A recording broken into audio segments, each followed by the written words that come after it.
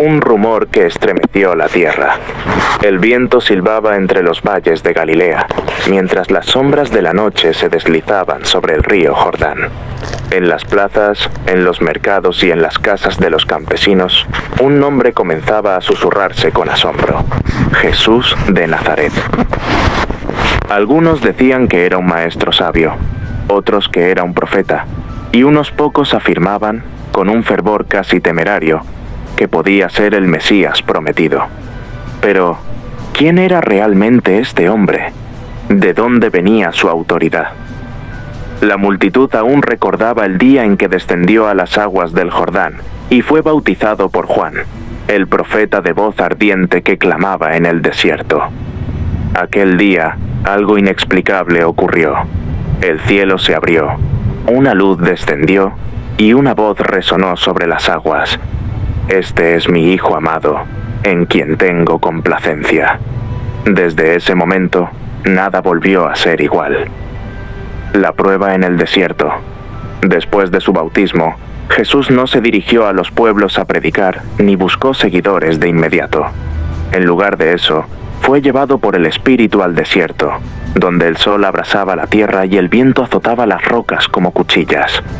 Durante 40 días y 40 noches, estuvo solo, sin comer, sin beber, enfrentando la crudeza del mundo en su forma más implacable. Pero no estaba solo. En las sombras de la soledad, una presencia antigua y oscura se acercó a él. «Si eres el Hijo de Dios», susurró la voz del tentador, «di a estas piedras que se conviertan en pan». Jesús, debilitado pero inquebrantable, respondió con palabras que resonarían en la eternidad. No solo de pan vive el hombre, sino de toda palabra que sale de la boca de Dios. El enemigo no se rindió. Lo llevó a la cima del templo y le desafió a arrojarse, asegurando que los ángeles le protegerían. Pero Jesús le respondió con firmeza: «No tentarás al Señor tu Dios». Por último, el tentador le mostró todos los reinos del mundo, sus riquezas y su gloria, y le ofreció todo a cambio de una sola cosa: que se inclinara y le adorara. Entonces, con una autoridad que estremeció hasta el mismo infierno, Jesús declaró: «Apártate, Satanás, porque escrito está: al Señor tu Dios adorarás, y a Él solo servirás». Y en ese instante, el enemigo desapareció. Ángeles descendieron para servirle, y Jesús, fortalecido, salió del desierto con un propósito inquebrantable. Era el momento de comenzar su misión. La llamada de los primeros discípulos. El sol resplandecía sobre el mar de Galilea. Las aguas azules se mecían con suavidad mientras los pescadores, curtidos por el trabajo diario, lanzaban sus redes una y otra vez, esperando una pesca abundante. Entre ellos estaban Simón y su hermano Andrés, dos hombres que habían crecido con el olor del mar en la piel y el cansancio en las manos. Aquel día, después de una jornada infructuosa, estaban a punto de rendirse cuando escucharon una voz detrás de ellos. Una voz firme, pero serena. Una voz que parecía atravesar el alma misma. «Síganme, y los haré pescadores de hombres». Simón y Andrés se giraron. Allí, de pie en la orilla, estaba Jesús de Nazaret. No había pompa ni grandes discursos, solo una invitación sencilla y a la vez poderosa. Algo en su mirada, en su presencia, les hizo sentir que nada volvería a ser igual. Sin dudarlo, dejaron sus redes y lo siguieron. Más adelante, en otra barca, Santiago y Juan, hijos de Zebedeo, remendaban sus redes junto a su padre. Jesús se acercó a ellos y les hizo la misma invitación. Sin vacilar, dejaron la barca, a su padre, a todo lo que conocían, y caminaron tras él. Estos hombres no eran sacerdotes ni escribas, ni príncipes ni líderes. Eran pescadores, hombres comunes, y sin embargo serían los primeros en seguir al Maestro en una travesía que cambiaría el destino del mundo. El primer milagro, el vino de la nueva era. El viento fresco de la tarde corría entre los viñedos de Caná de Galilea. La música y las risas llenaban el aire. Era un día de bodas, una celebración donde la alegría debía fluir como el vino en las copas de los invitados. Pero algo salió mal. En medio del banquete, los sirvientes comenzaron a susurrar entre ellos con preocupación. El vino se había acabado. Para una familia judía, esto era una vergüenza. La fiesta estaba en peligro de desmoronarse, y con ella, el honor de los anfitriones. Entre los invitados, una mujer percibió la tensión en el ambiente. Era María, la madre de Jesús. Se acercó a su hijo y le dijo con voz suave, pero firme: «No tienen vino». Jesús la miró. Había un entendimiento silencioso entre ellos, pero su tiempo aún no había llegado. «Mujer, ¿qué tienes conmigo? Aún no ha llegado mi hora». María no respondió, no discutió. Solo se volvió hacia los sirvientes y les dio una orden que cambiaría el rumbo de la historia. Hagan todo lo que Él les diga. Jesús miró las 6 tinajas de piedra, usadas para la purificación ritual. Cada una podía contener más de 100 litros de agua. Entonces, con calma, dio la orden: «Llenen de agua estas tinajas». Los sirvientes obedecieron, y entonces ocurrió el milagro. Cuando sacaron el líquido y lo llevaron al maestro de ceremonias, su rostro se iluminó de asombro. El agua se había convertido en el vino más exquisito que jamás había probado. Llamó al esposo y le dijo: «Todos sirven primero el mejor vino y, cuando los invitados han bebido bastante, sacan el inferior. Pero tú has guardado el mejor hasta ahora». Solo unos pocos sabían lo que realmente había ocurrido.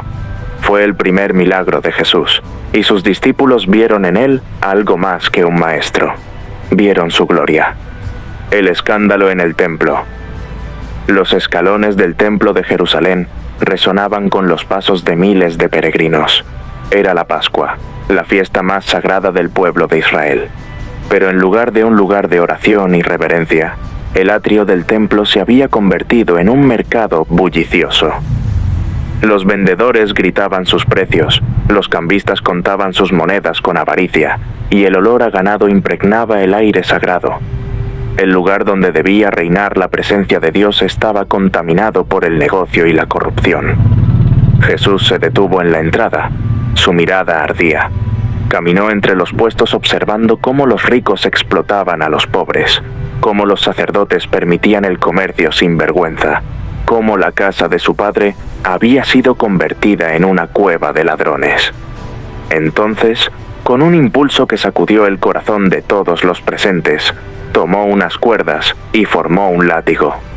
Sin titubear, volcó las mesas de los cambistas, haciendo que las monedas rodaran por el suelo. El sonido del metal golpeando las piedras fue como un trueno en medio del templo. «Saquen esto de aquí, no hagan de la casa de mi padre un mercado». Su voz resonó con autoridad.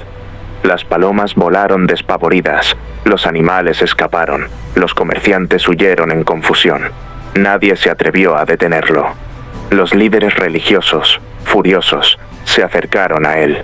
«¿Con qué autoridad haces esto? ¿Qué señal nos muestras para hacer esto?» Jesús los miró y con palabras que nadie comprendió en ese momento, respondió: «Destruyan este templo, y en 3 días lo levantaré». Ellos rieron, burlándose. ¿Cómo iba a reconstruirse un templo en 3 días? Pero él no hablaba de piedras y columnas, hablaba de sí mismo. Aquel día, Jesús dejó claro que su misión no era complacer a los poderosos, sino restaurar la verdadera relación entre Dios y los hombres. Y los líderes religiosos, llenos de ira, comenzaron a conspirar contra él. El encuentro con Nicodemo, el secreto de la nueva vida. Esa noche, Jerusalén dormía. Las lámparas de aceite titilaban en las calles estrechas, proyectando sombras en las paredes de piedra. Pero un hombre caminaba en silencio, envuelto en su manto, cuidando de no ser visto. Su nombre era Nicodemo, un fariseo, un maestro de la ley, respetado por el pueblo.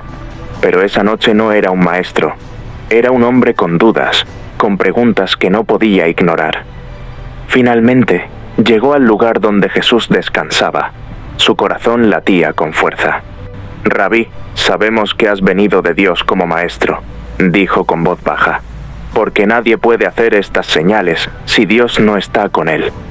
Jesús lo miró con una calma infinita y le respondió con palabras que estremecieron su alma.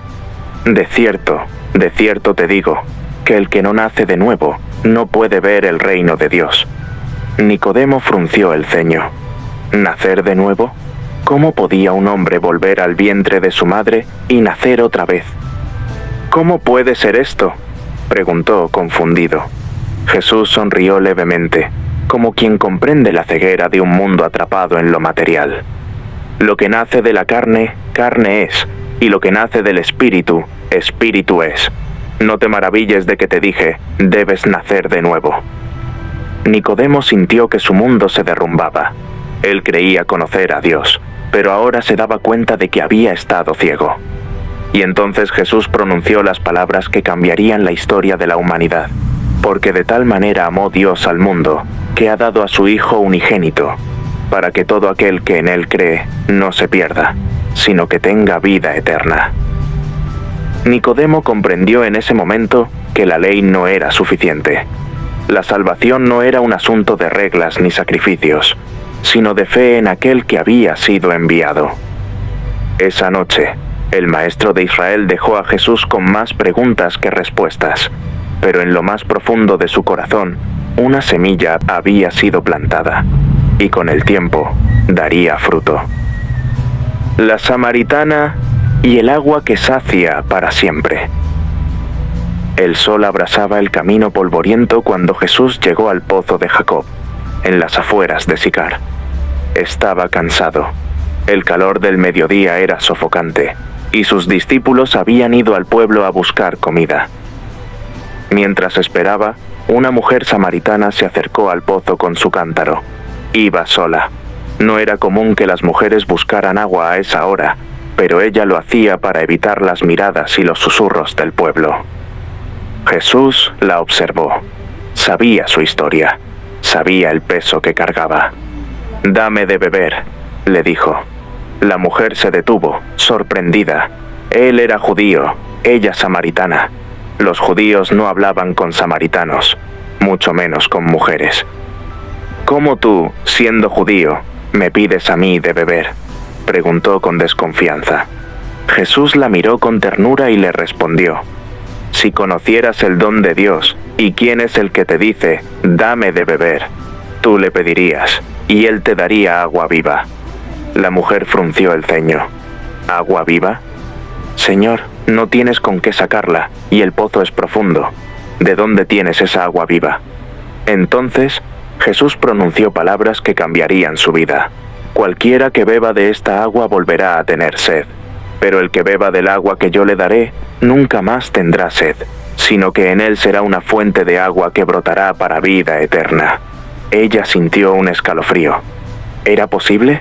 ¿Podía haber algo que realmente saciara el alma? «Señor, dame de esa agua», susurró, con una mezcla de anhelo y temor. Jesús la miró profundamente y dijo: «Ve, llama a tu esposo y vuelve».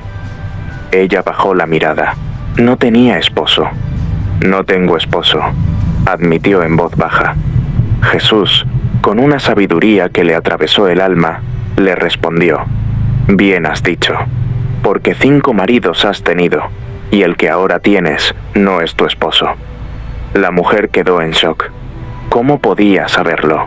Sus secretos, su vergüenza, su historia. Él lo sabía todo. «Señor, veo que eres profeta», dijo con voz temblorosa. Intentó desviar la conversación, hablar de religión, de templos, de tradiciones. Pero Jesús fue directo al corazón. «La hora viene, y ahora es, cuando los verdaderos adoradores adorarán al Padre en espíritu y en verdad».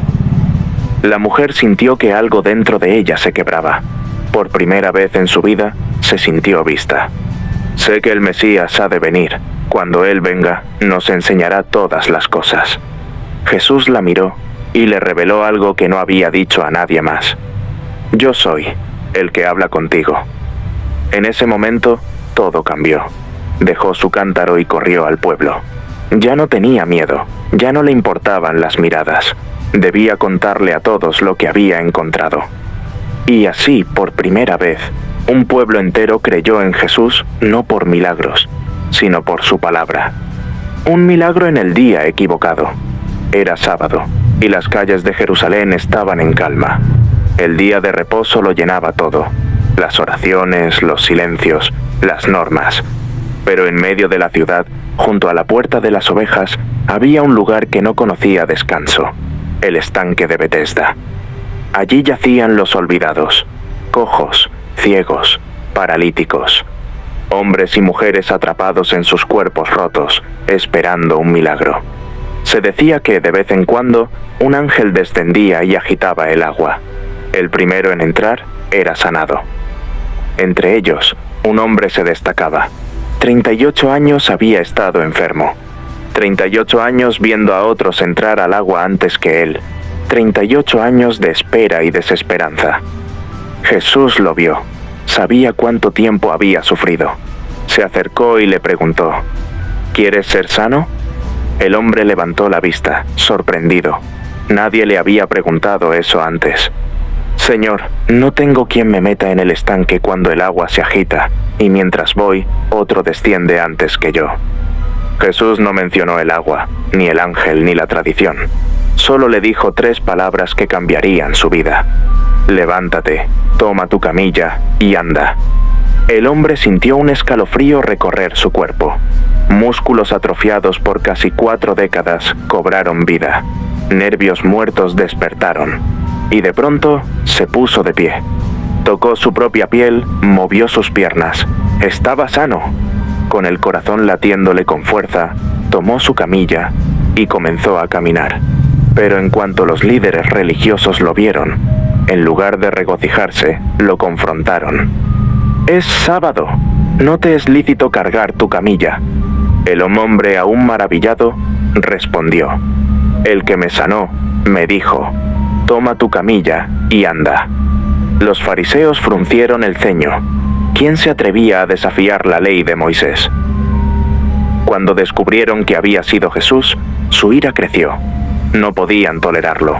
Un hombre que sanaba en sábado, que desafiaba sus reglas, que hablaba con una autoridad que no podían controlar. Y desde ese día comenzaron a buscar cómo matarlo.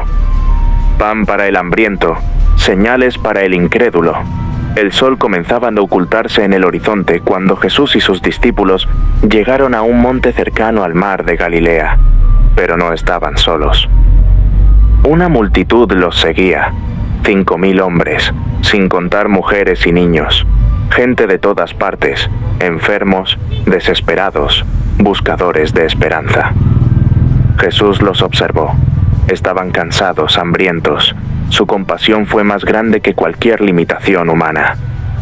Se volvió a Felipe y le preguntó: ¿dónde compraremos pan para que coman estos? Felipe miró a la multitud y suspiró. 200 denarios de pan no serían suficientes para que cada uno tomara un poco. Entonces Andrés, el hermano de Pedro, intervino. Aquí hay un muchacho que tiene 5 panes de cebada y 2 peces. Pero, ¿qué es esto para tantos? Jesús sonrió. Era suficiente. Pidió que la gente se sentara en la hierba. Tomó los panes, dio gracias, los partió y los repartió. Hizo lo mismo con los peces. Y el milagro ocurrió. Los panes no se acababan. Los peces seguían multiplicándose. Cada persona en la multitud comió hasta saciarse. Cuando terminaron, Jesús les pidió a sus discípulos recoger los restos. 12 canastas llenas de sobras quedaron. La gente estaba atónita. Este era el profeta que esperaban, el que podía darles pan como Moisés en el desierto. Pero Jesús sabía lo que había en sus corazones. Ellos no buscaban la verdad, solo buscaban más pan. Cuando al día siguiente lo encontraron en la sinagoga de Capernaum, le dijeron: «Maestro, danos siempre este pan».